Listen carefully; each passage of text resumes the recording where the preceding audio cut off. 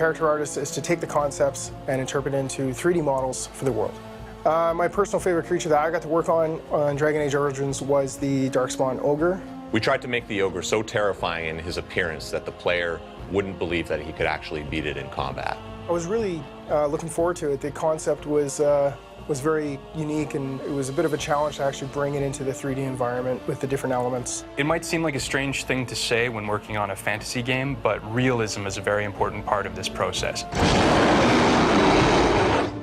If you don't believe that they're real, then none of it affects you. It's nothing. I mean, the level of detail on these creatures is amazing. I mean, you can zoom right into any part of them from any angle, and they look absolutely fabulous. So here we have the Pride Demon.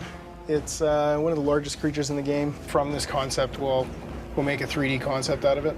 Once we do that, we'll take this basic mesh and we'll go ahead and paint a really detailed, sculpted model. We'll take this and we'll make a projection so we can get all these little details into a texture, and then place that texture onto the mesh that you saw before, and you'll get your finished model with all its texture and glory.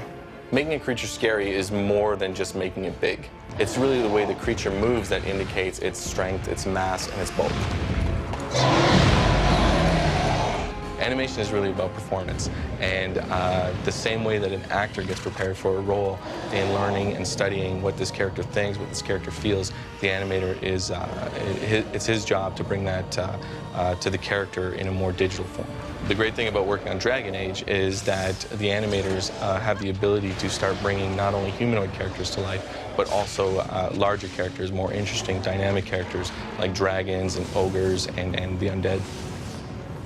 So this is what the ogre puppet looks like once the rigging and the modelers have finished working with it, and now the animators can take it and start making it move.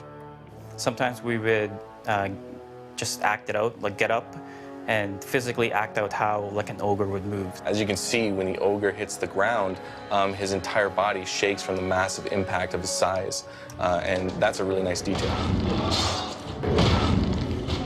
See the ogre finally in the game and working and animating and all its terrifying glory is actually it's quite surreal. When you're working with such a big creative team, everyone is coming to the table with their own style, with their own techniques. And as the development process goes along and you start building a world together, it becomes one language. And that language becomes something like Dragon Age Origins.